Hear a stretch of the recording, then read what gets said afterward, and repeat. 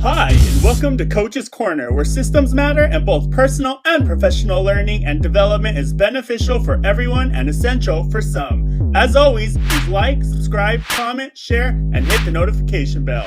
Let's get started. First, talk to us about what the exemplary performance is. I know you kind of just touched base about the Nifty 9, but you could talk about that first. Yeah, so we just said, to exemplary performance. So if you take what we call a perfect player, they have to perform, right? And so they have to give some effort, but they also have to have performance. Yeah. And so we had developed, and we said, well, then it should be exemplary performance. Right. And so as we always do, we systematized it and we broke it down into 9 sections.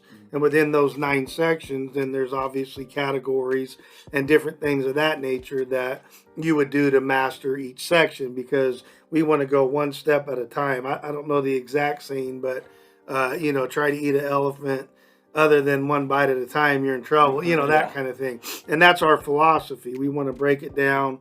If we need, in the perfect world, we go 1 to 2 to 3. But if we have to break it down 1.1, 1.12, we'll do that as well, whatever makes sense. And so the 9 categories there is, we start with professionalism, right? Because this is an after-school professional or a teacher that we're talking about that's working with the kids, right? So how do you become professional or professionalism? The next one is safety with the kids. How do you do different things like line of sight, and we'll talk about that. Yeah. And then you have the third one, which is managing the environment.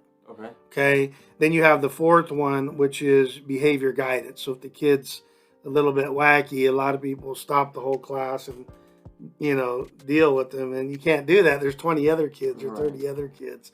And then we have the fifth one, which is I think that's 5. Positive discipline. So instead of just hammering on a kid or yelling or screaming or always punitive where it's a punishment, then how do you do that in a more positive direction? Right. And then we talk about holistic instruction. How do you actually teach? Right? Like, how do you actually teach people? And then within that, you have what we call our debrief, and we talk about it all the time, and that could be a debrief or a reflection or whatever, but getting them to solidify their learning. Also in there is the direct and tell, right, versus the questioning techniques. That's what we call that. And then there's transitions. So how do you transition from one thing to another? Is that 8 or 9? That was 9. Okay, well, good, because I was like, I can't think of another one. That was all 9. That's good. I'm glad I could keep count. If you need to contact Brett or Coach, please do so on his social media accounts, email, and or text. You can find that information in the description below. Again, please like, subscribe, comment, share, and hit the notification bell. Thanks, and we hope you enjoyed.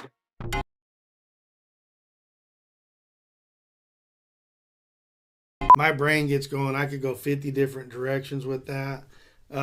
Probably my forethought was take action.